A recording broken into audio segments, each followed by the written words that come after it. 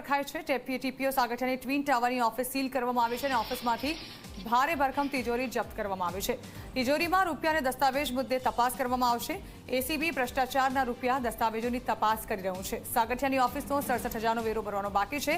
67,000નો વેરો બાકી હોવા છતાં તેમની સામે કોઈ કાર્યવાહી નથી કરાઈ।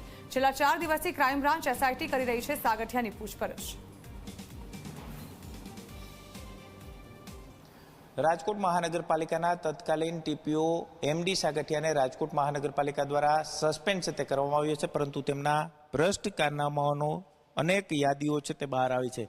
રાજકોટના 150 ફૂટ રિંગ રોડ પર આવેલી ટ્વિન ટાવરની અંદર નોર્થ બ્લોકમાં 9મા માળે 901 નંબરની આ તેની ઓફિસ છે અને ત્યાં G24 કલાકની ટીમ છે તે પહોંચી છે। આ ઓફિસ તેમના ભાઈના નામે છે, પરંતુ તેને ભાઈએ કુલ મુખત્યાર નામું એમડી સાગઠિયાના નામે કરી દીધું છે।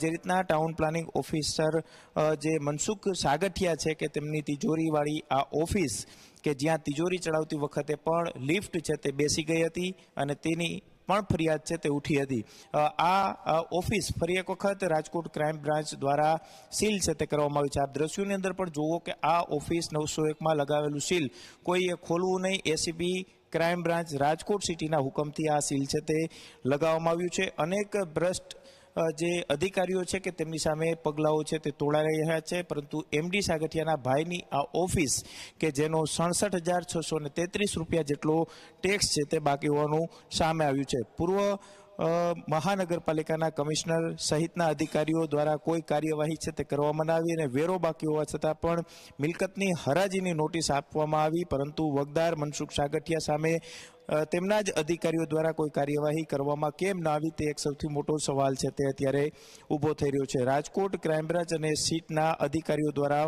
મનસુખ સાગઠિયાની છેલ્લા 4 થી 5 દિવસથી પૂછપરછ છે તે કરવામાં આવી છે। આ તેની ઓફિસ એક બોલતો પુરાવો છે, કારણ કે ટીપીઓ જેનો પગાર 75,000 રૂપિયા માસિક પગાર છે અને તેમની કરોડો રૂપિયાની સંપત્તિઓ છે તે એક બાદ એક સામે આવી છે। ટીઆરપી ગેમ ઝોનની અંદર 27 જેટલી જિંદગીઓ આગની અંદર હોમાઈ ચૂકી અને ત્યાર પછી પોલીસ તપાસ અને સીટની તપાસની અંદર એમડી સાગઠિયા જે રાજકોટ મહાનગરપાલિકાના ટીપીઓ હતા તેમની સીધી જ બેદરકારી છે તે સામે આવી હતી। એમડી સાગઠિયાની ઓફિસની અંદર કેટલાક વહીવટદારો અને કેટલાક બિલ્ડરોના નામ છે તે ખુલ્યા છે, પરંતુ હજુ સુધી સત્તાવાર રીતે આ એક પણ વ્યક્તિની પૂછપરછ છે તે એસીબી દ્વારા કરવામાં નથી આવી। એસીબીની તપાસની અંદર કેટલા નવા ખુલાસા થાય છે તે તો જોવું સૌથી મહત્વનું રહેશે, પરંતુ ગેરકાયદેસર રીતે બાંધકામને મંજૂરી રાજકોટમાં અનેક જગ્યાએ આ તત્કાલીન ટીપીઓ એમડી સાગઠિયા છે તેમના દ્વારા આપવામાં આવી હોવાની વિગતો છે તે સામે આવી છે અને ક્યાંક મોટા પગલાઓ છે તે લેવામાં આવે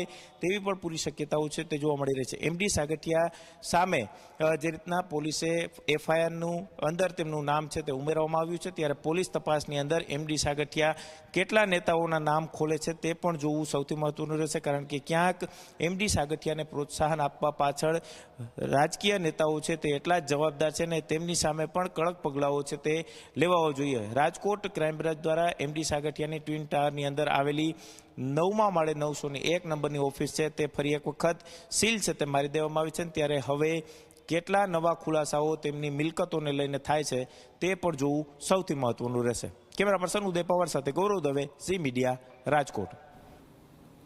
તો રાજકોટ ટીઆરપી ગેમ ઝોન દુર્ઘટના બાદ જામનગર શહેરના